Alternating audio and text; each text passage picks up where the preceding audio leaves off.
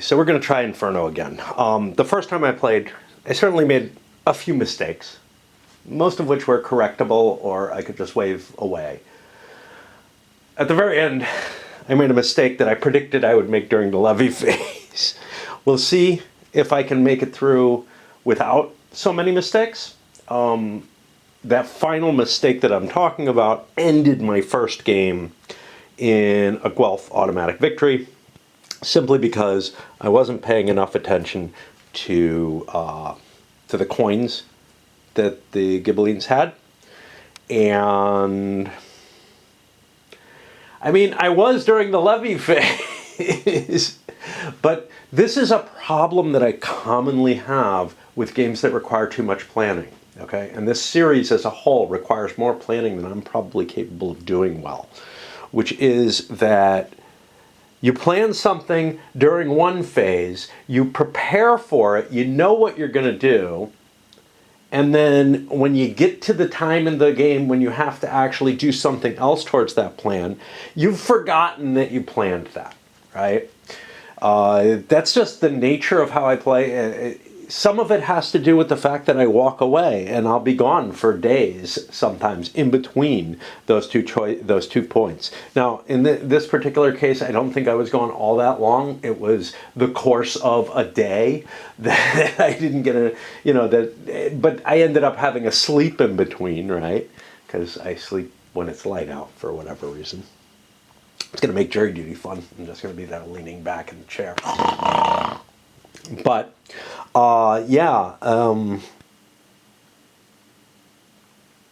we'll see if I can do better.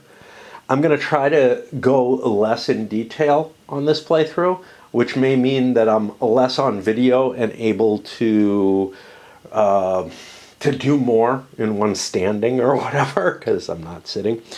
But even when I'm playing a game opposed, I am usually distracted by the events and people around me enough that something like this doesn't work well, right? So, I don't know. It's a two-player game. Quite often, there's not a hell of a lot going around to distract me when I play a two-player game. Usually, I'm focused on the game more and on, and on what's going on. But it does seem like a natural time to take a break in between that Levy and campaign flip. Whereas in the course of a campaign, I generally play that straight through. In the course of a Levy, I have to play it straight through. There's no other choice. So we're back here at the starting position. Everything's where it belongs, and we'll see.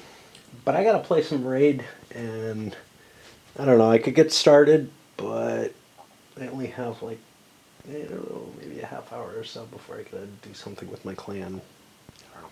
I could get the Levy phase underway. Yeah, let's try to get the Levy phase underway. I was planning on lying down and reading the rules to the next thing that I was going to do. I mean, when it comes down to it, I haven't played enough of this. I haven't seen enough of the game to give a really good feel for it, or to get a really good feel for it and be able to express, I have some feelings, but they're not too different from what I got from reading the rules. I do think that the complexity level that's being added to the system, we can't go much more than this. And I do think that this board is too small. That didn't cause any of the problems. The complexity level requires me to look through the rules a lot more than it did in other games of the system. And then there's the fact that, and this is common with CDGs as well, that I know the core of the game, and you can say, I know the core of, your traditional I go, you go war game, but there's a lot of little things that are just these little triangles that mean that I can't rely on my memory at all, because I'm looking at the exact same rule book, essentially, with these little insertions in it. It would be a lot easier, and I don't know if it could be done, to follow the old SPI strategy of give me a standard rule set, give me an exclusive rule set that gives me the differences. The problem is these differences are really integrated in lots of little places. So this makes sense, but it does make it harder to transition from one game to the other. Anyway, that's as much intro as we're going to get. Let me refill a pipe and, or fill a different pipe, and do the Levy phase. And again, I'm going to be doing a lot less playing on video, I hope, because that is a part of what causes the problem. The whole concept of doing a lot less video, that may be problematic. That may not be able to be done with this system.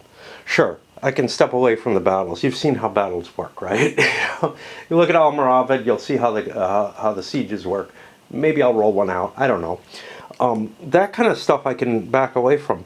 But where it's making decisions and thinking and all that, I feel like this has a lot in common with a lot of Euros, just because of the amount of interleaving of different people's actions and choices and whatnot, in a way that I can't just step away. So like in Campaigns of Marlborough, I could be moving all the pieces and I could come back with a report, and my report could be, well, these guys moved here, but these guys intercepted. It's not like that. It's interleaved. I take a turn, you take a turn. I take a turn, you take a turn, right? And that's how it is with everything. But I think I showed some of the difficulty in making some of those choices. So maybe I can abstract away a fair amount. I'm going to try. The thing I don't get to try to do is in the Levy phase of the first turn of the game, 2 Arts of War cards are drawn by each player as capabilities. So I've got Balestri, which is going to give Armageri crossbow and crossbows, which are quite useful. I ended up picking that. And War Engineers, which allows me to siege areas that I wouldn't be normally able to siege, which is also interesting. Arezzo has more Armagers. So, alright, Armageri. So I'm going to assign him the Balestri. The War Engineers, Ferenz is likely to go here first. I do want to take this. This is important. There's a card that focuses on that. So, yeah, we're not going to be able to do that again. Ever in the game, because it will create a mess. So I'm going to appoint those there. And the other player, Sienna, only 1 Lord, so if I draw 2 this Lord ones, hey, I get screwed by filling my hand here. And indeed I do. Up to 3 of this Lord's Armageri. Yeah, I don't have any Armageri. I don't want this card assigned to him. There is a time when I'm allowed to discard cards, but like I don't have any here and I don't have any in my vassals. So that's problematic. I've got to remember to discard this. The last time I said I had to remember to do something, I lost the game because I couldn't. My buff levies, whatever. I'm going to take an extra card Ferenz because he's 1, 2, 3 away from Ferenz. That gives him 3 cards. He's going to be able to supply himself that way. That's the first thing. In addition to the War Engineers, I'm giving him these Gustatori, which add 2 markers instead of 1 in a siege, and then this allows me to add siege markers to any size stronghold. So I can handle a siege alone with this. This was one of my problems in the early game, was I felt like I had to combine my forces to get that. I don't have to. And then as a third thing, I really like the stores in well water. Do I need that? You know, with 3 carts, I'm only going to get 1 supply each time. I'm going to hold off on this. A 4th cart doesn't really help me. I was going to play this because this is such a good card. But instead, I think I'll muster some additional forces. instead of that. And that gets me one of each of these. I'll throw this on top of there. I gotta reshuffle every time anyway. Over with Arezzo, I picked up an additional cart. Why? Because it's kind of the best thing you can grab in general. It generally helps you. And I'm taking La Caveta,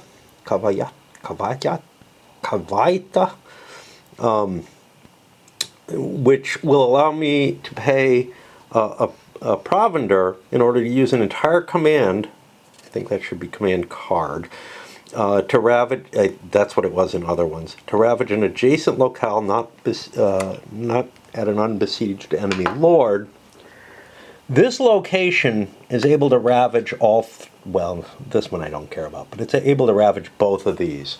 So that's going to be kind of my plan with the Guelphs, is to move down, get some ravaging going on, get additional provender, loot, whatever, and rely just on Firenze to take Poggio Sticchio.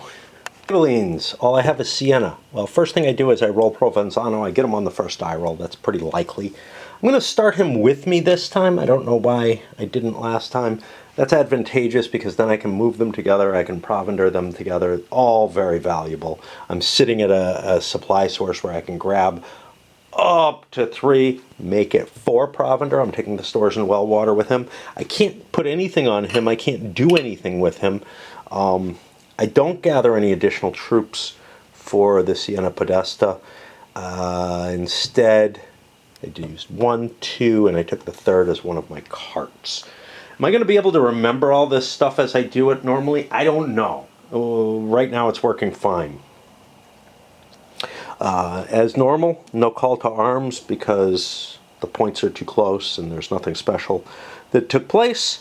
So we go to the campaign. Yay. Set my plan up with my pass to start things off. I have to take a pass. There's 7 cards in this phase. I've only got 2 lords. And that'll give me maximum flexibility. I also start with a pass. Most flexibility, right? And then I'm alternating with the Guelphs. I decided move 1 leader first, keep the other one, Arezzo, in reserve. That might not be a great idea. In a way, interlocking them, if I want to combine, makes most sense. But let's say I'm facing something I don't want to face down here. I can send Arezzo up to Firenze. But I'd have been better off combining them early and moving them together. Here, though, I do want to move early, or I do want to move them together. Provenzo is going to do a supply. Siena is going to do a move to one of these 2. Provenzo is going to be in charge of the sieges. If I win too early, I kind of get screwed up. But this is the safer process because it gives me 2 Siena actions at the end, which means I can use my commander to move the entire force together. Or supply as needed. I mean, I can supply with either one of them, right? We're close to Siena. Where's the other Siena? Up here. So I might want to take this one first. We did the 2 passes. Firenze takes the next action. Now he is doing a supply. He's doing a series of supply actions or something. I don't know. Let's see. He has 2 commands. His first command, he takes 3 supply from Firenze. No problem there. He also has enough carts that he can grab 2 from here. So I get 5 supply. I only had 2 to begin with. I can only walk with 6. I've got an additional one, but now I've got an extra action to take. Tax takes my whole round, so I don't want to do that. Do I want to move and eat? Yes, I kind of have to. And in fact, maybe I wanted to move first. If I move first, now I only have 3 carts, so I can only get 3 supply. Yeah. So this is the most supply I can get. I move a space, that gets me a move eat. I don't have a hell of a lot of people, so I'm good. This is the kind of thing I'm not going to go into too much detail about. I'm going to focus more on the broad movements on the map and the actions. I just wanted to capture some of the, hey, you've got to do all the, you've got to spend some of your activity keeping your supplies operating. But you know that if you watched the last video. Second Firenze card, first Siena card.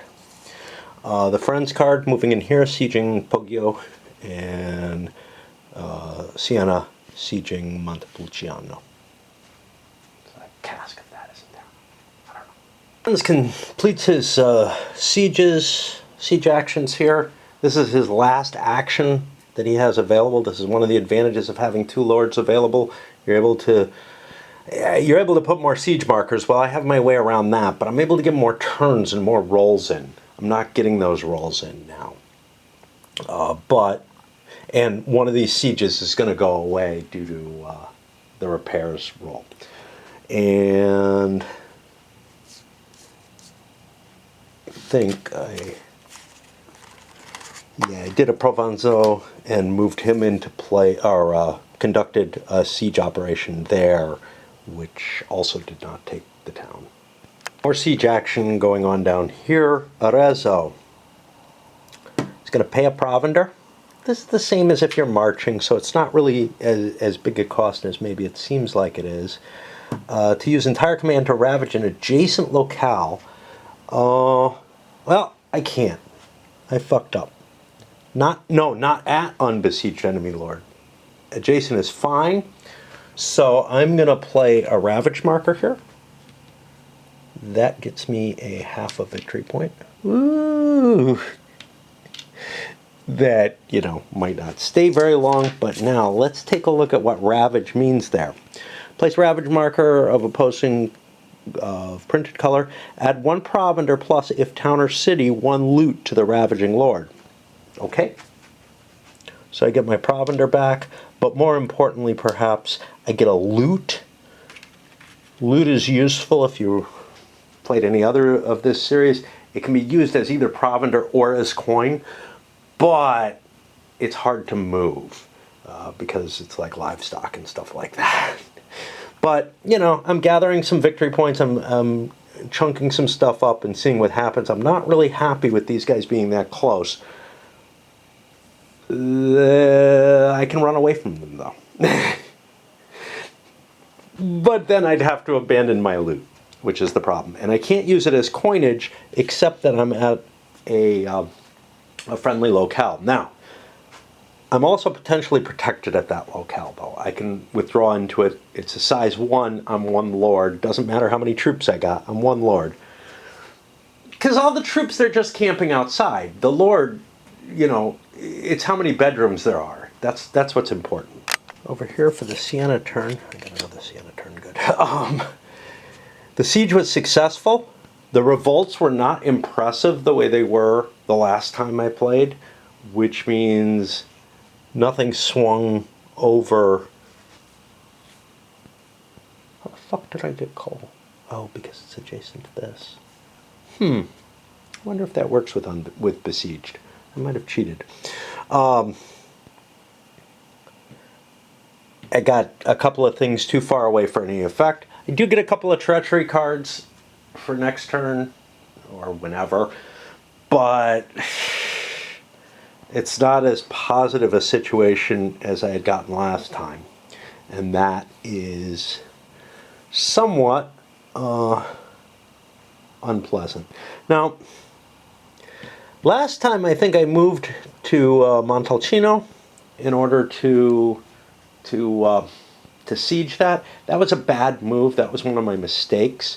I'm better off staying within my own fortresses. So probably not going to use the Siena card to push further. Probably not even to attack this. Probably just go back home.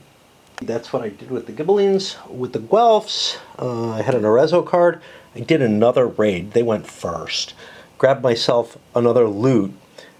And, well, the provender breaks even when you use this. But the loots are kind of cool. The victory points are kind of cool. That gets me a full point in advance. And we go to the end of the turn. I got to swap out batteries. But this is moving a lot faster without me going in detail with the camera. Kind of forget how easy it is to play when I go into less detail. Easier and more fun. Okay. Through the end of campaign phase, no grow was taking place yet. Now half of these are going to go away at the end of this next turn. but no ransom, no game end. Repair, this lost a siege marker. Yeah. Stupid wasps. Waste, almost everybody had to spend a waste. Siena, I think, had to give up a cart because I was out of provender. Had enough to feed. On the bright side, though, Provenzano didn't have to give up anything because he doesn't have much. Over here, I had to give up provender for both. The loot doesn't get expended yet. It gets expended in the levy phase. And we're on to another turn, and that was nice and smooth and easy. This, I guess, just into Wednesday morning, and I'm looking at the situation. Did anything fall? I think so. This fell, right? I'm not seeing any shifts for the refugees, so I think I missed that. And that's important because that would be one, and then, you know, other lords is harder, but I could push Firenze forward. Arezzo is also a Podesta.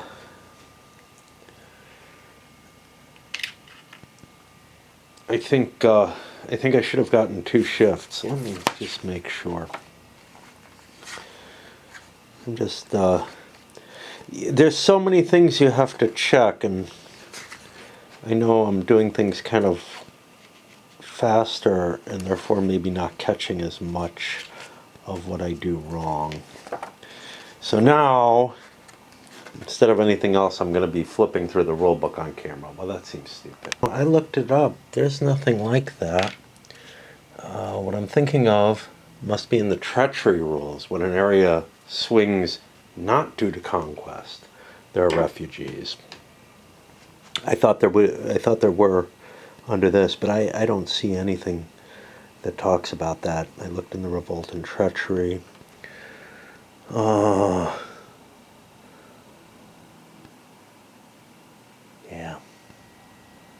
Yeah, treachery cards equal to the amount you roll in the revolt table. I did those things. Last time it affected, last game that I played, it affected Guelph service markers and cylinders on the calendar, but that was because we had collateral revolts happening. All right, on to the levy phase. Well, I got to reshuffle anyway. Failed to do that. What I was going to say was I might as well just start turning over the levy stuff. But you know what? I missed something else last turn. Which is discard cards as desired. I'm going to make sure I want all these, all right? I want this. This is iffier. But if I were to take Siena, I would need that because I only have 2 lords right now. Not really sure I need the war engineers. What's on the other side of them? This campaign, Guelph lords treat track as road and mood laden as unladen. That's nice, but I don't know that I really want to pollute the deck with that. I don't think it's all that vital. The only thing is, I would be opening up a space for something else for him to have. Some of these others, well, I picked these. The La Cavalietta. Oh no, Firenze is on his own. Oh yeah, I definitely want war engineers then. Even, because I may not get Cole. And what about this one? Do I want it? Grosseto, play for treachery at Grosseto to succeed for 0 coin. Or if it's Guelph, to shift Santa Fiora cylinder. I don't know where Grosseto is. Again, a problem in this game. They don't give you a location. Now, somebody pointed out that the treachery tables somehow align to the map. I mean, I see Lucca up here, but Montecaculi is next here. It's up there, okay. Alta Pasquio, yeah, it kind of does. So that's kind of a helpful thing. I don't remember seeing anything in the rules about that. So let's think. War engineers, and I have this art of war I could get rid of. Surprise. I like this. Don't want to just get rid of it. Unless it's a vital card. And this is the thing. You got to kind of like... You got to do so many thoughts on the card management in this game. So I really like the game system in a lot of ways, right? But then it hits me with these things where I have to do this planning and thinking and stuff that I hate doing in any game, right? I hate having to do the amount of pre-planning and the thinking that's involved in this. And I don't know if it takes away enough. Like, there are things I like about it mechanically. Back in the old days, before I was doing videos, before I got back into gaming, we're talking, you know, up until about 2000 or so, when I was still gaming, before I took some time off, in not really 2000, it was later than that, wasn't it? Yeah, it had to be later than that. What? 2005? Somewhere around 2005, I stopped gaming for, you know, 3 or 4 years while I went to grad school, basically. And somewhere between those two, you know, the truth is, here's what it is. When I played in person, I hated pre-planning and thinking and whatnot. I'm not sure I really liked it when I played solo, but I could kind of ignore it and just like futz around. When I got to doing the videos, I feel like I have to explain my planning and everything, and I don't really do it. Anyway, so yeah, do I want the I want the war engineers? Do I want the La Cavalletta, or do I want to discard that and make room for something more valuable to me? I don't know where Grosseto is. That was what I was looking for. Where's Grosseto? I don't know. I could look through here. It doesn't give me a very good opening, and it may not. There it is. Okay, so it's bottom left. So it's way down here. I don't particularly want that hold card. Paying to do rating, though, sounds like a waste, so I'm going to throw that card away. Let's look over here. I like the wells, although they're less valuable than I thought they were. Like, I was using one cart to haul all the resources. It's one cart per resource, and just that there are more resources. But with Poggio Bonizio, once I get control of that, that's going to give me a better supply source. Right now it's a 2. If it goes up to a 4, that's a big deal for Siena. And I'm sorry, for Firenze, who has that as a seat, if I recall correctly. Yeah. Which is, you know, that gets me something right on the border. And then with Colle, I've got like two seats, well, two leaders with seats right on the borderline who can generate lots and lots. Of course, that is this guy, not over here. We're talking Siena. Less important here, much less important, because I'm operating out of Siena where I get 3 per anyway already. I'm kind of close to the border. I'm going to leave it there. I really liked it last game, but I cheated. What about others? Ballestieri, Trebuchet seem like I want to hold them. So, all right.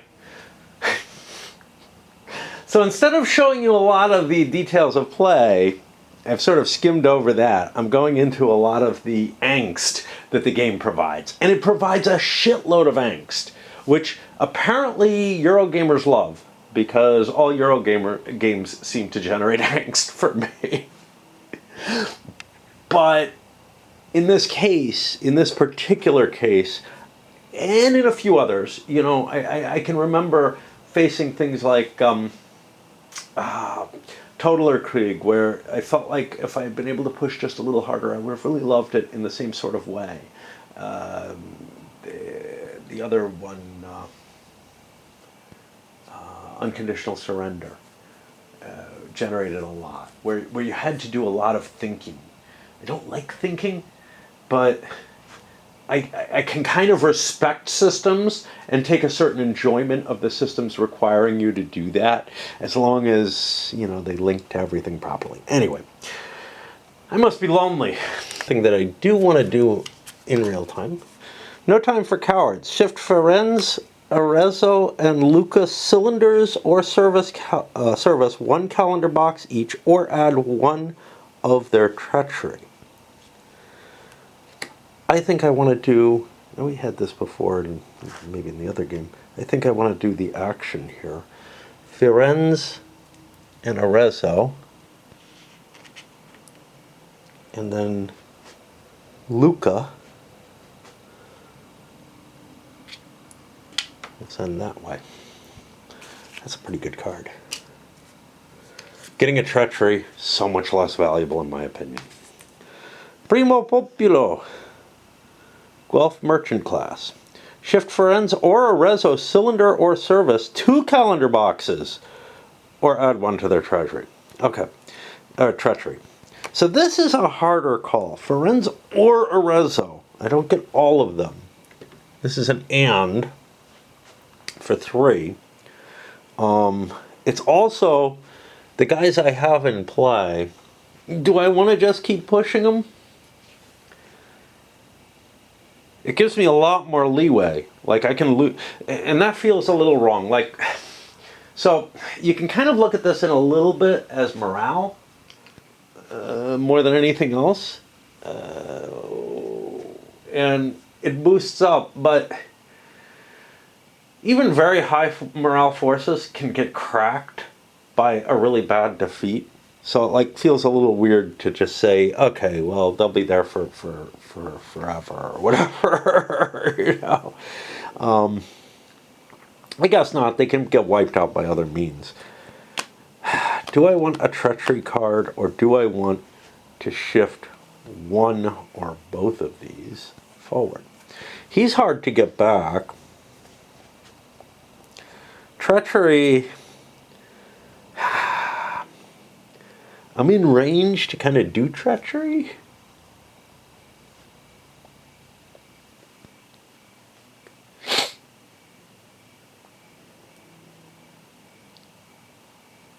I don't know.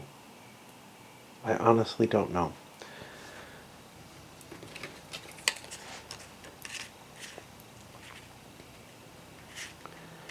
I'll take a Ferenz treachery card.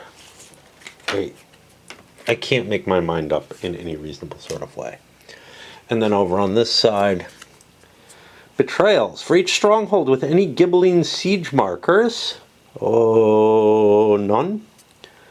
Roll on revolt table or add one treachery. Now, it doesn't tell me whose revolt table. I'm assuming the Guelph one, the against the Guelphs, but because otherwise I wouldn't want it to happen. A better paid death. Shift cylinder or service of any 2 Ghibelline lords who are not a Podesta, 1 calendar box, or this levy give 1 lordship plus 2. He's not a Podesta, but he is, which means I would get a 1 calendar box shift. Oh, cylinders too. Ooh.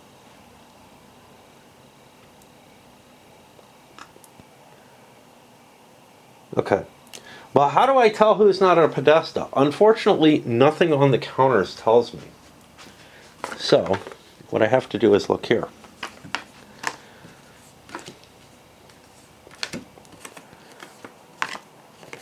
And that leaves me these 3.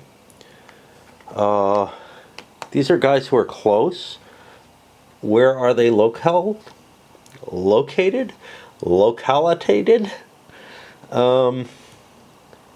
This guy is down here, which is quite far back, but he's very likely to bring in, but he kind of shitty. A lot of troops though, I don't know, kind of a mix. Giordino, I think I Did I bring him in last time? He's coming in close. He starts right in Siena. Yeah, I'm gonna play with the cylinders. So I'm gonna do Giardino. What about Astonberg? Where is he? He also starts in Siena. Has a lot of Ritters. He's way up there, which means I'm not going to get him anytime soon. But I could bank him closer, you know. On the other hand, this guy, well, that guy I'm doing. The other guy is this Santa Fiora. And have I moved any of them? I don't think I've moved anyone. So Santa Fiora is way down here. What's he going to do for me? That's a good question. He could provide an additional threat, but I really like the idea of being near Siena. I'm going to take him and him. And these are, you know, I only have the non-Podestas available for that. And that's 2 cards for them. Wow, I feel fatigued now.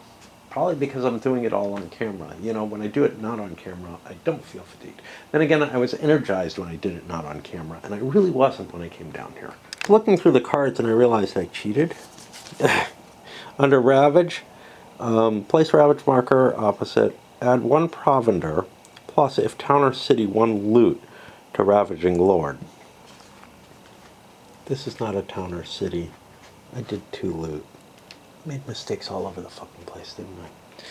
Anyway, I'm trying to decide, you know, what the fuck I want. And Lorenz does not get to Levy because he's still sieging. For Arezzo, I have 2 lordships, so I'm going to grab the stores in Wellwater. That's going to be useful here. That's my intention. Oh, Ferenz doesn't get to. I get to. Hold on. Maybe we don't take this. Instead, I forgot. I thought only Ferenz could do this. I'm going to roll for Cole. 1 through 4, I get him. I do get him. That's cool. I don't get to put anything on him. Stores in Wellwater would help him. Do I need those extra carts? Not really. Like, I'm thinking, do I take an extra cart? So I'll take the stores in Wellwater as well. After doing everything, confused by this, confused by everything, there was a reason I couldn't get Cole. Son of a bitch. I'm just doing shit left and right that's fucking wrong. I don't want to play anymore because of this. So I'm going to force you to watch me take everything off the fucking board. Alright.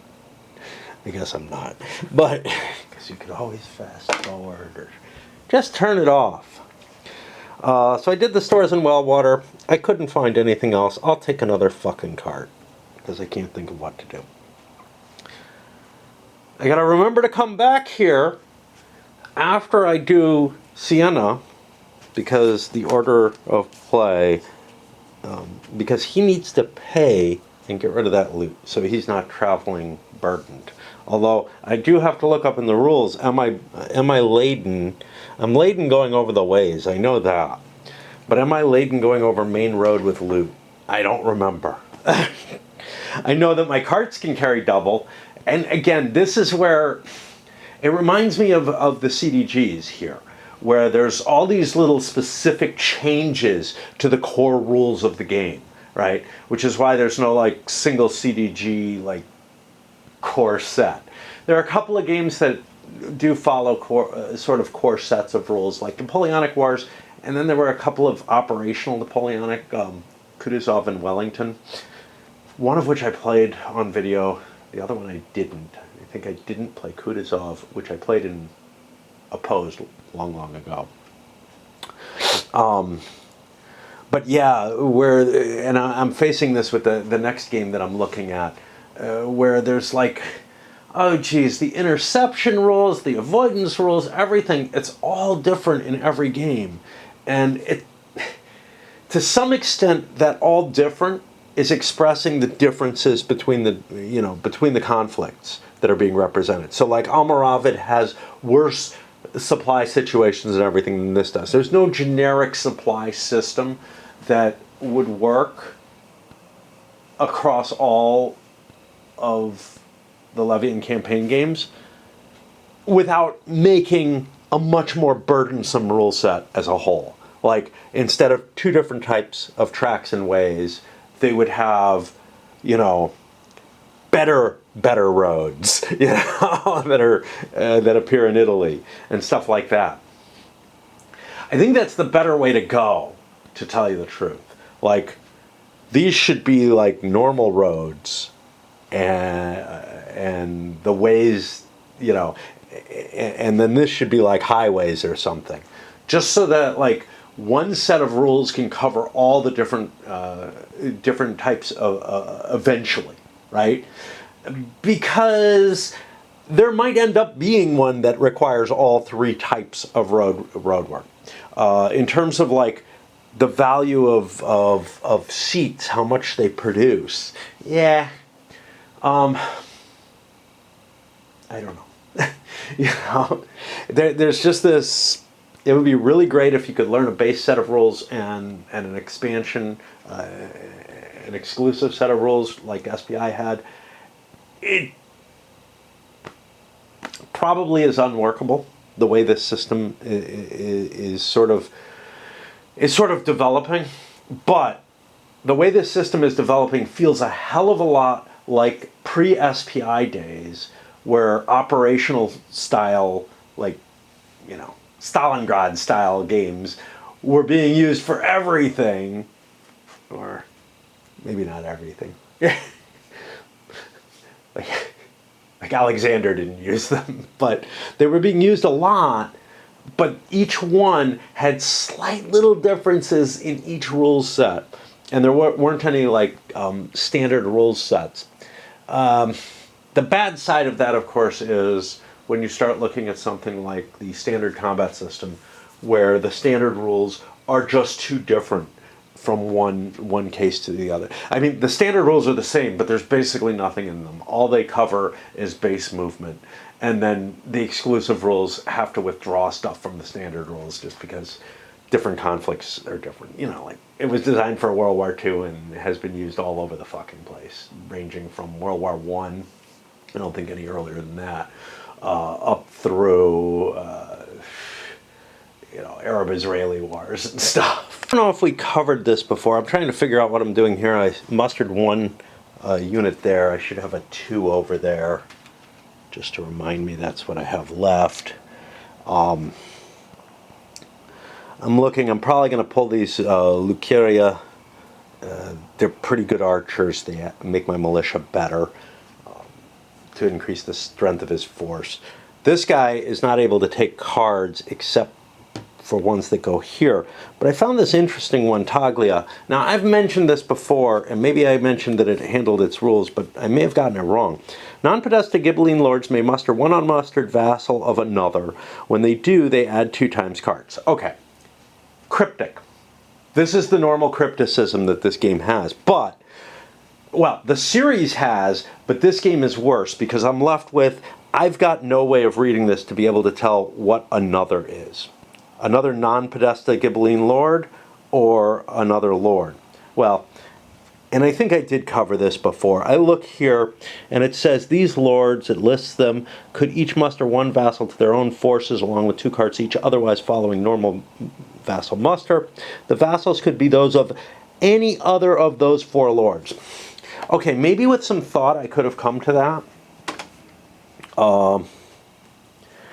That's what of another meant. That it meant another non-Podesta Ghibelline lord. But it could have also meant a lot of other things. Like, it could have meant another Ghibelline anywhere.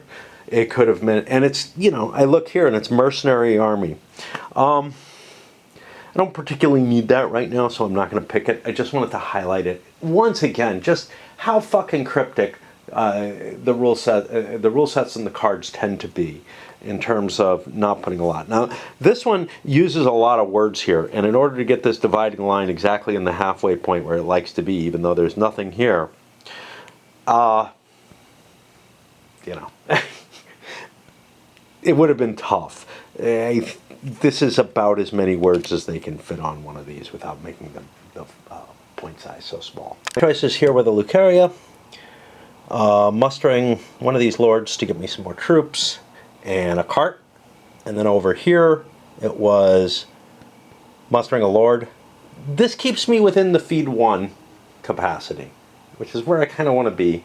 And once you get to feed 2, it starts getting painful, although I have a lot of carts. And then I took 2 more carts. I couldn't think of a card I really wanted to put over here. All right. That hits the pay section, and I don't have anybody I have to pay, but I have this stupid loot here, and so I'm going to divvy that up because I'm in a friendly location. So Arezzo goes up 1 more. I don't want to be hauling that shit around, is basically what it comes down to. So, banking loot, it tends to be good. Over here, I got no problems yet. Although I do have to worry about Sienna being knocked off sometime soon. I don't want to use my coin up yet. Nobody's disbanding.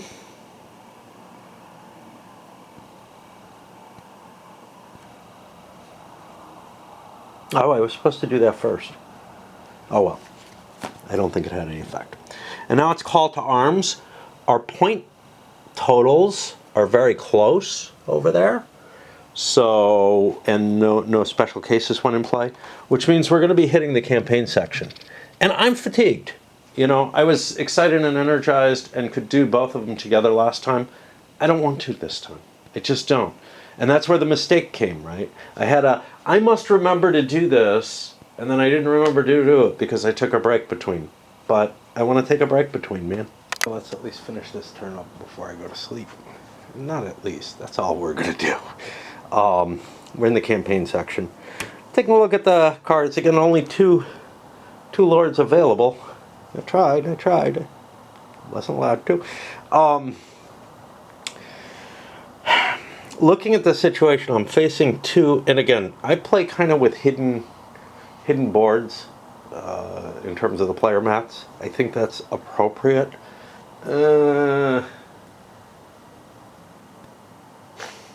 There's a little troublesomeness with it, which is to say that you're probably playing with less information than the actual commanders would have, at least about certain things. But it does allow for more spooky stuff to happen. Or whatever. I want to get this siege done before 2 lords come up to me. So that's going to be a pretty key issue for me. Now, I look at Ferenz, and he's got the capability to do a couple of sieges before he does anything. I might want to sneak a treachery in there, but I might not. My thoughts on sneaking it in is to try and grab a vassal off of, one of the lords if they come up to deal with me. But, they're close enough, they're going to hit me all at once. So then I might be able to get away, though, with like a treachery to here and capture this town, or this castle, and create a blockage between me and my opponent forces, which maybe that's the best thing to do first. What my setup's going to be, I'm going to go try to take this. I've got a fairly decent chance. I roll 1 die, I got $2. If it succeeds, I put a block in my way. But what if it doesn't?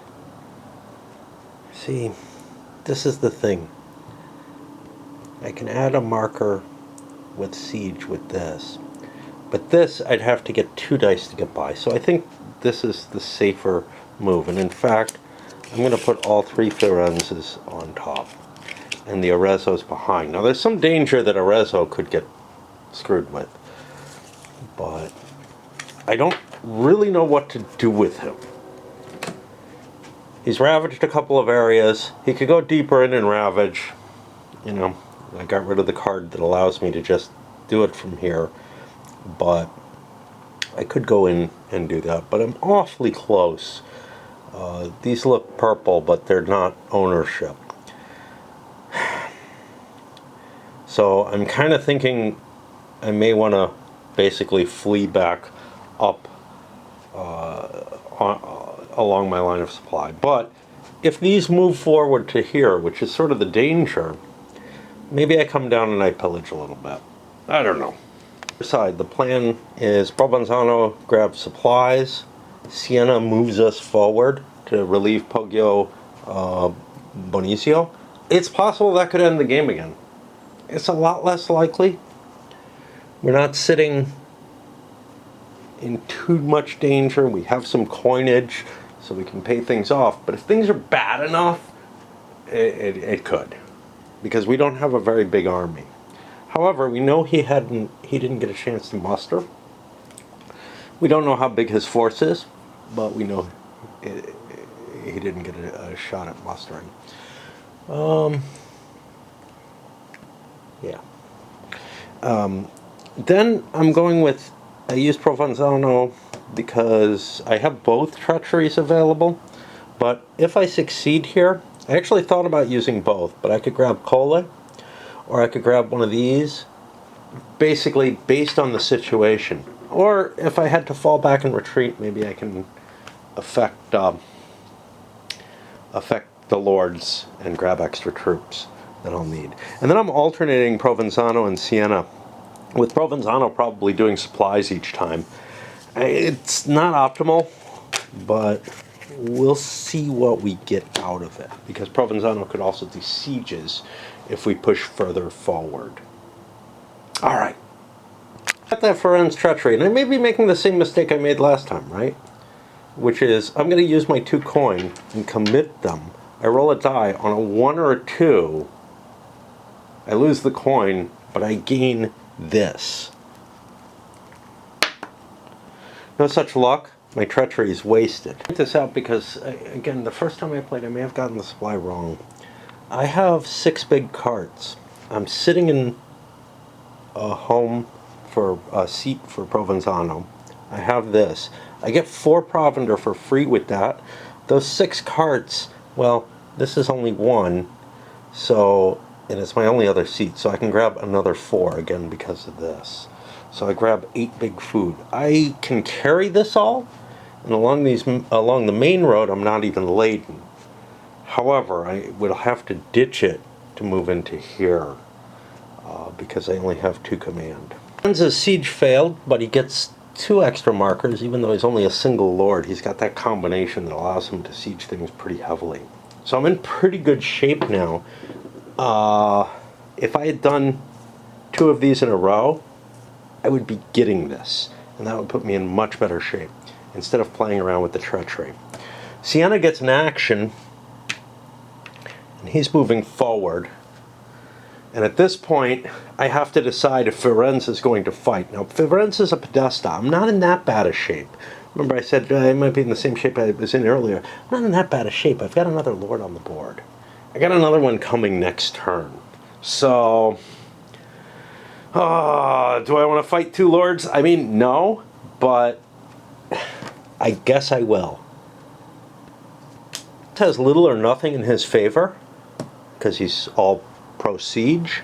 Whereas here we have the Ballisteri, which means our Armigeri have a bonus. Well, why do we have that here? That's not what I intended. And I picked that this turn, didn't I? Maybe not. I don't know. I'll leave it there. It's a piece of garbage. I shouldn't have picked it, and I better throw it out. I probably intended something that gave my men-at-arms crossbows, but this is the kind of fuck-up that is going to regularly happen to me, right? Along with a lot of others, like failure in planning and whatnot. So I've got something I can't use as a capability. Brilliant. Take a look at the fight. Now, in this case, for the archery phase, there are 2 of these up against just 1 lord, and that means I can combine their hits and do it together. But the defender gets to go first. He has no archery capability. None of these types come with inherent. So you see this red, that means I have to have a bonus. I have to have something to go with it, and likewise, the battle bonus for Cavalieri only happens under certain card conditions. If they've got some red in them, that's what it means. Militia, I only get archers under certain conditions. I fucked up with both sides in one way or another, so screw it. We live with that. So no defensive archery, no cards on this side. The one on there didn't help. So now I take a look at the archery here. I have the Balistieri, which doesn't help me. Stupid me. But I have the Lucaria, which means 3 of their militia have archery times 1.5. So I'm going to be doing 3 hits on the Firenze. The Firenze player gets to choose where he wants his hits to be taken, and he's going to take them all on his men-at-arms. Men-at-arms have a defensive rating of 1 to 3. Lucaria don't add any kind of armor penalty or anything. Since I've got 3 troops, I can roll 3 dice for defenses, and 2 of them are routed. The 2 5s, the 3 saved. Now we go to Cav, and I'm able to hit with my 2 Cav. I choose. No. They choose which lord is going to take these hits. I'm going to take them on Provenzano because he's got See, I'd rather not have the Ritter be lost, but the Ritter is much, much better at avoiding hits than anything else in the game. I'm going to take the hits on Siena with his men-at-arms. Okay. So this is 2 Cavalieri, which means two hits are processed, and I get 2 rolls against my men-at-arms. I'm going to take them both against men-at-arms so I can roll both dice at once. And one of them saves and one of them does not. Now I go to his Cav, and he's got a combination of 2 Cavalieri between the 2 lords and a Ritter. The Ritter gets 2 times battle, so I've got a total of 4 hits coming over here. I can't process these all at once. 4 hits on there. I'm going to, I guess, take them on the Cavalieri first. So 2 of those 4 go on the Cavalieri, and I could be using number markers, but I feel too confident right now. I'll probably fuck something up, but okay. One of them's hit. I got 2 more shots coming in, but I can't roll them both at once because there's only one of those. They both save. So now I've taken care of the horse melee on both sides. And now I get to take care of my infantry melee. I again generate essentially 2 hits. A man-at-arms who creates 1, a militia who creates a half. It rounds up. I do 2 hits. He gets to choose where he wants to take them. I'll take them over on Provenzano, and he's going to take them on the Ritter. This is dangerous because that happens. Now, since I took it on Provenzano, I get to roll. I have another hit to resolve. I'll take that on the Cavalieri. I want to get my counter strikes in, and the Cavalieri survives. That means now I get my infantry attacks. Both of these are calculated separately, even though they're attacking the same thing. So this is 1, 2.5 is 3, and 1, 2. Oh, sorry, not there. Here, 1, 2, and 2 halves is 3 more. So I've got 6 hits coming in. He's got to pick his places. I'll take man-at-arms first. This is not good. I should have just fled.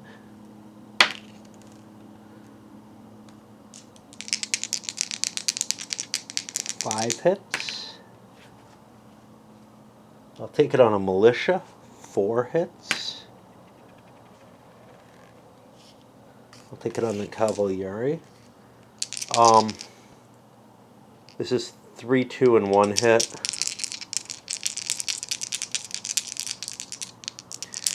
Basically, since I only have 1 guy left, he'll roll all his saves at the same time. He saves once. He may have gotten routed before that, but it's of no importance. And now the battle has been lost. We can put him back there to rout him. And we go to the effects of a loss of battle, which comes to here. All losing lords have to retreat to a single adjacent locale. Okay. So, give him a moved thought just to remind me. I'm going to fall back. Both of these are essentially the same. Do I have anybody? I have Cole in this direction, so I'm going to fall back in this direction. Now, I just lost the siege, so these all fall away. There's no change in points or anything for that. If I owned it, I could have gone into a stronghold. Now, I may not retreat across a way in which the attackers used to approach. Okay. Now I check my routed forces. And this is a little different from the normal because of the Knight's Quarter rule. So, and the rules are fucking set up in a stupid way to have like the losses. Like, this is basically insert rule 4.4 and the Knight's Quarter into here. That's basically what it's saying, because procedurally you jump to this, and then you have a go back to, essentially. Okay, so each routed unit has to check its armor, but the knights are special. On a 3 through 6,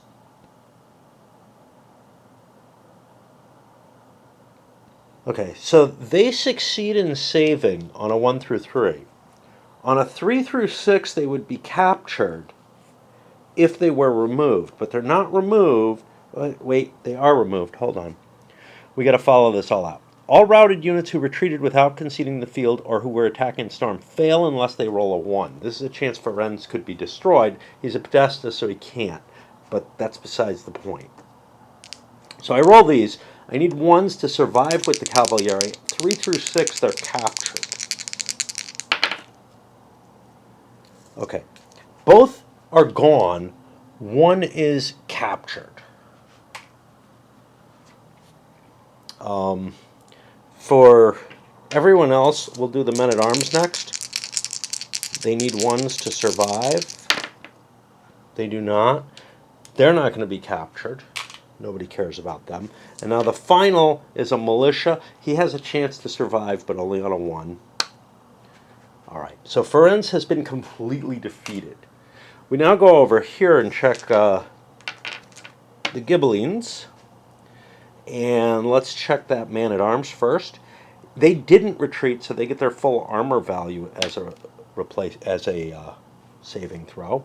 And then the Ritter, 1 through 5, 1 through 4. But if he fails, he will have been captured, even though there's no one left to capture him. Okay. So he too is captured according to the way the rules are written. I call bullshit on this, but there you have it. The entire enemy army was wiped out. But somehow or another, these guys were captured. It is the way the rules are written, though. It is very clearly the way the rules are written.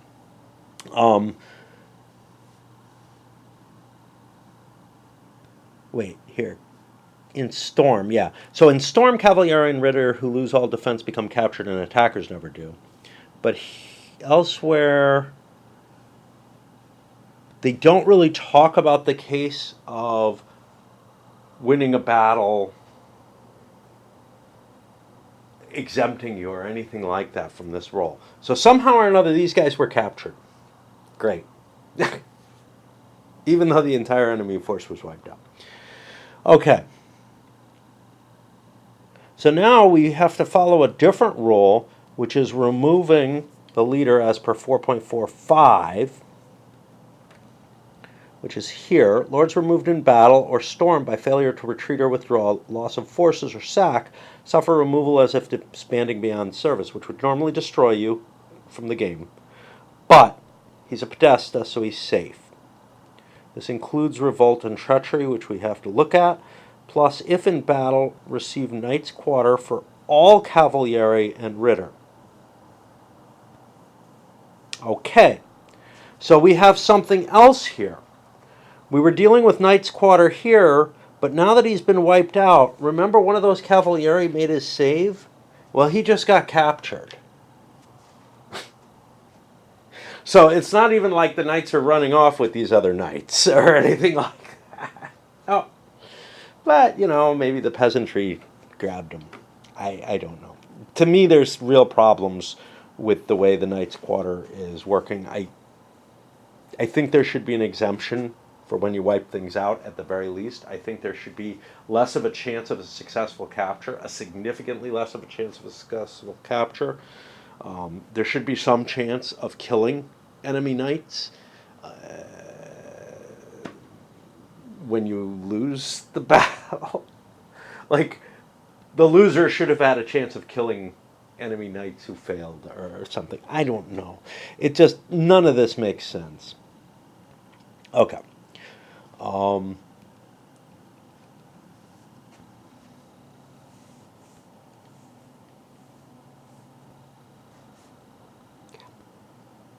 And this is stupid to have this here, but what the fuck are you going to do? Like, you have to check to see if everything's wiped out, but it should tell you to put aside any knights who weren't captured but were killed, because I only happen to remember that this guy was there, for whatever value that is. Okay, he has been removed. Now, we can follow the rules or we can follow what I remember. And we'll follow what I remember.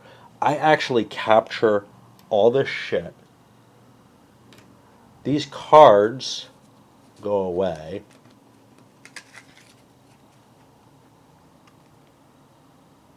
What's this up?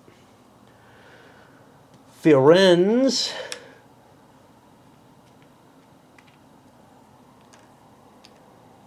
Would be out of the game again if this were a different situation, if he weren't a Podesta. But instead, he is going to go back here, and he has a service number of 3, means he shows back up there. Now, he's actually more available than that, because in a call to arms, he could come back. Let me get rid of his mat. We still have a lord in the game, so the game's not over, like it was last time. But we haven't followed everything yet, because we have to follow these others. Lords removed in battle or failure to retreat or after suffer removal as if disbanding beyond service. 3.3.1. Now, we're going to have to start creating some bookmarks here. 3.3.1. We have to find where that's at. And yep. But I feel like this is the kind of thing I'm going to have to follow through the procedural elements of the rule book every single fucking time. It's not going to be, and that was true with Almoravid, which overall I was doing better with. But here, yeah. First of all, each lord whose service marker is on the left, yeah, this isn't that. Beyond service limit. For either type of lord, okay. If he's a Podesta, put his cylinder 3 spices ahead. We did this. For either type of lord, set aside his and his vassal's service markers, his forces and assets, and any commune cylinder and map. Remove any of his this lord capability, and so this is all we did already. But now, when a lord disbands beyond service or is removed by combat, the enemy side must roll on its revolt table. No. So this is a revolt against the Guelphs. And how many times? I think it's 3 times for a Podesta.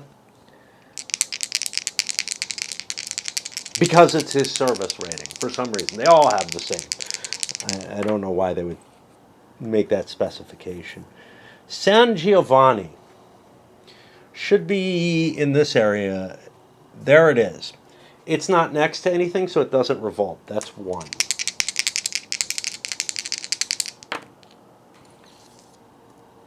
Firenze. Not next to anything. Wow, that would be a big one.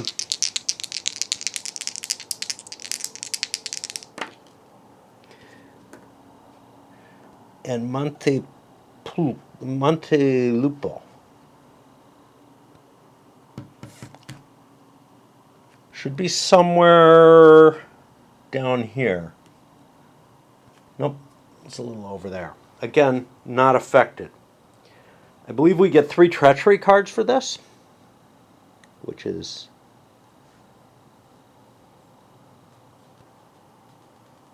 yeah.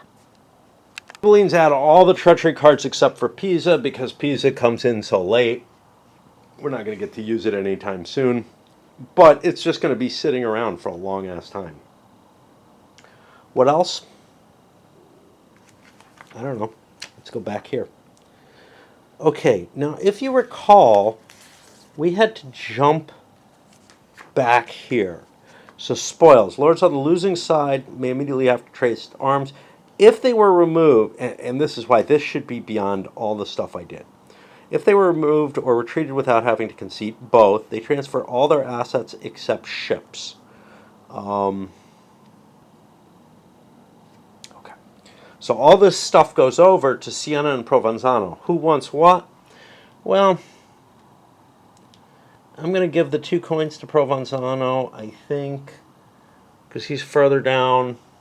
He's further on the chart, so I get to keep him longer, and he's been...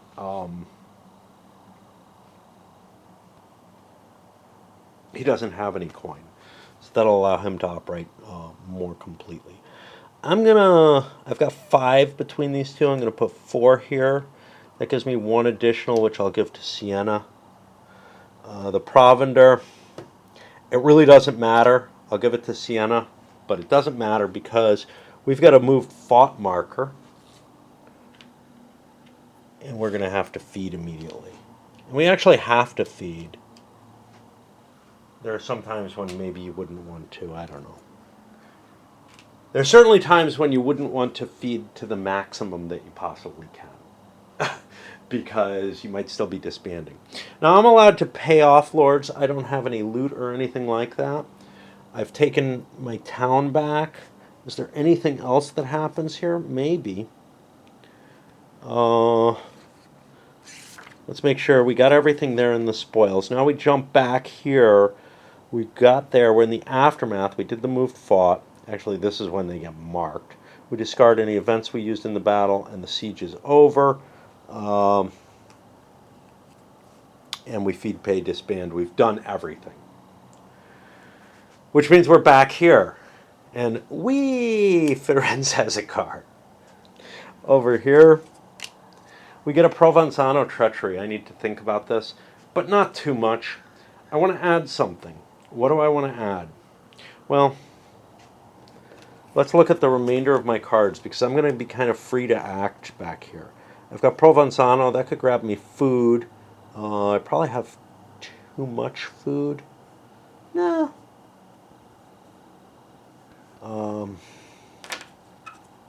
There's not a hell of a lot else I can do. This in his seat so he can't tax. I could ravage. That would be kind of cool because that's in enemy territory, so it's kind of a neat thing to do if you got nothing better to do. So that is a possibility there. And I don't know what I want to take. I don't have a huge force. I'm not really all that set up to take territory. I think going after Montespertoli would be the most useful. I'm not next to anybody's seat except Cole. This is an option. So treachery. So there's two places where treachery is kind of handled. One is as the thing that you do for treachery. The other is back here, Revolt and Treachery section, which is this huge area that tells you all about it. But all this tells you about the treachery cards is how you get them. and it handles all the revolt stuff. But it looks like the major section that'll be about revolt and treachery. But using a treachery card is this. So I could try to revolt, and we tried that in the other game. Well, we tried that just before here. I could basically spend a couple of bucks or more, roll a die, and maybe just capture one of these castles relatively cheaply. Another option is that I could try to bribe a leader away of an enemy vassal away from one of their lords. This can target regular vassals only, not special. The vassal must either be mustered with an enemy lord in the same locale or adjacent to the active lord. That's not the case. Or unmustered and have a vassal seat in the same locale or adjacent, which means I could try to take one of Cole's lords. The only lords I could take are his. Do I want them? Well, I don't know. I have to look at them to make that decision. So, right now I'm at like 5 for each of these. His lords, he's got one that's exceptionally good. Is that worth bribing? Well, the way you bribe, let's take a look.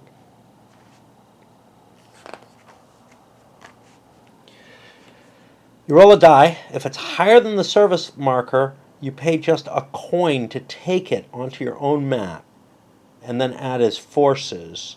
Now this is going to be a special situation because he can't be on the calendar because he's then still Cole's lord. So he actually is over here and he's not affected by the advanced rule for that. I think I may want to go for this. Why does he not have a... What do I roll for? I roll for his service number. His service number is a 3. I'd have to roll higher than it. I'd have to roll a 4. I could go for this guy a little more easily. Let's do this. Rolling one of these dice. And we only have to pay 1 coin for this. Because I think we're free to kind of capture castles as we like, and we can destroy them if we wish. We don't succeed, so our treachery card is wasted. Go back over here. We get another Firenze, which are passes now. Come back over here. We get another Provenzano. I got to figure out what I want to do. I want to collect money, or I want to collect resources, but I probably also want to ravage. I wanted to go into less detail, but I'm having to blow this all up into full detail because I'm doing some things that are a little different than what I did in the first playthrough. So I want to be a little bit, I want to expose some of them at least. So I'm going to do a ravage here because it's in enemy territory. Now, we look this up. Ravage, I only have two actions. Place a ravage marker of opposite of printed color. So I will be placing a yellow ravage because this is a purple area. That gives me a half victory point. I can do this because it's an unravaged space. Now, I might not want to do this because the space is a 2 victory point space. Is controlled by me, which means that the enemy will be able to siege it more easily now that it's been ravaged. But what the hell? I want the victory point, man. That's really what it comes down to. And I get other things. Okay. Add 1 provender plus if town or city 1 loot to the ravaging lord. If I had the Barovieri or the specific card, I don't have either the Barovieri or the light-colored horse over here. I would actually get to double that. But as it stands, I get 1 provender and 1 loot. Now, loot is unpleasant to have. Luckily, take a look at campaign. At the end of each card, I have to do pay, feed, disband. which means I don't actually have to feed them because they're not getting a move fought, but even though they got a move fought, I can still pay them with loot because I'm at a friendly stronghold. Okay, so that's one of my actions. My second is going to just be pulling provender, doing a supply action, I think. I have 8, 9 cart. So it's going to cost me 1, 2 to get here. So that grabs me 4. Why am I counting 2? Oh, per way. Yeah, per way. So there's 4 provender and 2 ways. 2 times 4 is 8. All 4 provender come into my hands. Now, I'm getting quite full of food. I'm not gonna, even though I have cart to do it, don't I? I only have 9 cart. I used 8 of them for that. Yeah, I'm not gonna have enough cart to pull back to here and grab any additional provender, which is fine. I could use 1 cart to go a little further. Okay. But, you know, so if I didn't have this, where this is producing 4 provender, I could get 3 from here and 1 from here, which is the same amount. It would have just taken me 1 more cart, and I had that extra cart available. So this isn't really that huge. Just trying to convince myself it's not. At this point, I'm going to pay. Now, who do I want to pay? I can pay either lord because they're at the same location. So I'm going to pay Sienna because he's behind, and this moves forward as well with the loot. I just think that's wiser. Then we come over here, and we've got an Arezzo, and I got to think real hard because I got no idea what the fuck to do with him. But he's not happy right now. Well, I'm going to go on a raiding trip, I guess. Chevauché! So, I have 2 commands. I spend 1 to move here. I mark him with a moved fought because it doesn't make sense to not mark it as soon as you start doing it. I have a second action. I'll ravage. There's an unravaged area. So I put 1 of these, I get a half victory point. I hope I'm right on victory points, I don't know.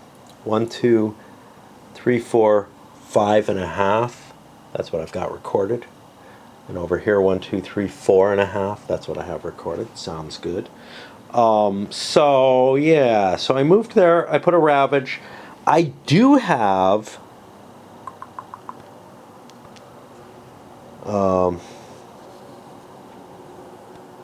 whatever the hell they are, Barrel Viari. And this is a town or a city, so I get 2 provender and 2 loot, which is pretty tasty.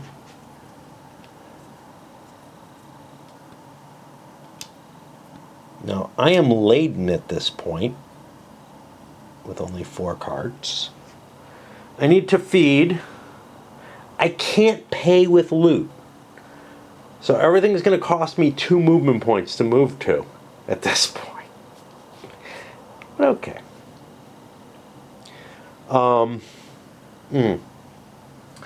I need a bypass marker here because I'm not sieging it, and I'm available now to move it in another direction. So I could like go here and ravage that. All kind of cool stuff, right?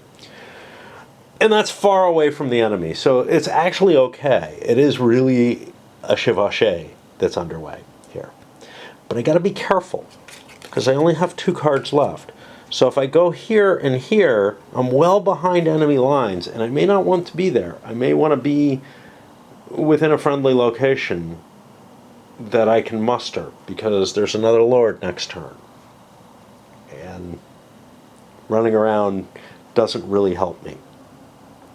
So those are just the thoughts there. All right, I need to feed. With 2 loot in hand, I'm just going to eat a provender. If I only had one loot and could have made myself not laden, I might have chosen differently. We go over here, and I got to figure out what the fuck to do with Sienna. Fortunately, I've got a way for at least part of the transport to Cole. If I didn't, I could have. I only have 2 commands. I could have grabbed supplies and gone to Siege Cole. I think as it is, I'm just going to go Siege Cole. I think it's worth doing to take another major town away at this point. I get a free siege marker for that. The first one is kind of bonus, but I do have to feed, and I'm still close to my territory, which I see as advantageous. It's 1 food each. I've got none over here, so we'll take it both off Provenzano. And I'm able to move both forces with Sienna because he's my commander. We go back to Arezzo. This has been eaten already. I think my best move is to fall back. I don't think it's worth trying to pick off extra points. So that's my move. I moved fought. I get to eat. And at this point, Arezzo, much as I would like to use that loot for something else, I also want to be mobile. So I'm going to pay him twice and keep him far out. Dude. Now the problem is that loot would have gone well towards like moving these guys forward if I wanted to. So that's maybe I want to hold that. Maybe I won't pay him off. I'll keep that loot because I'm allowed to muster where I am. I'm not at a seat. I'm not allowed to tax or anything. Ooh, which means what? Well, I could actually move next time, or I could grow provender. Either one is of some value. Here we draw a Provenzano. I have tons of food. Provenzano's not my best siege dude, but actually I don't have a good siege dude. That was Firenze. So yeah, let's siege Cole on a 1 or 2. I'm sorry, on 2 dice, snake eyes. Close. We get another siege marker. Now we're at 2. I kind of don't want to. I don't know. Maybe we do, maybe we don't. I have to feed both armies. They're both involved in the siege just by being in the space. We go back here. We flip over another Arezzo. What do I do with another Arezzo? I mean, I knew I had it. So the question is, do I want to fall back on my own base? I am laden, which is why I might have wanted to pay so that I can move closer to where Cole is when he comes in. But I think he's going to flee from the area, given how he'll come in. So, do I want to move, or do I want to pull supplies? I see no real reason not to pull supplies. I have 4 carts. This can get me 3, and that uses 3 of my carts. The other one, I can't reach here. It's 2 spaces away. I would need another cart. So I can get 3 provender. That's once. I could do that again. I'd have too much provender. I don't know what else I'm going to do. Might as well.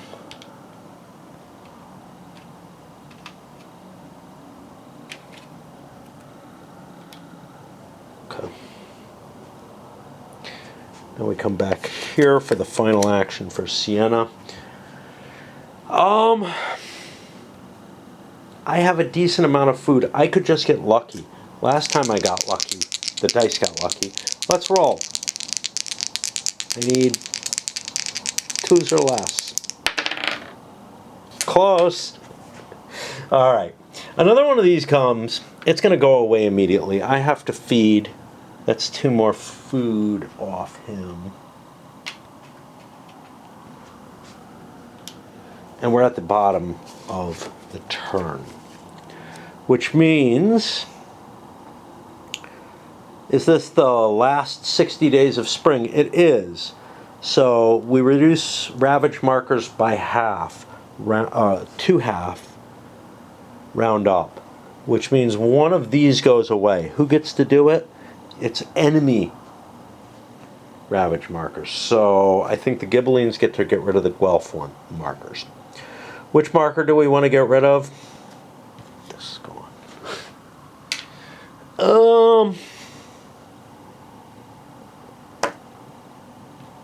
I don't know. This is deeper in. That's a half point.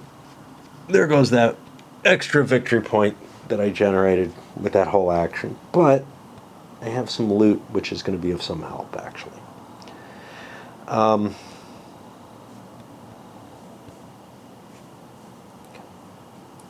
Now, we're going to each have to pay a coin for our knights, because we each have knights captured. Don't know who captured these guys. They surrendered and walked off on their own, you know.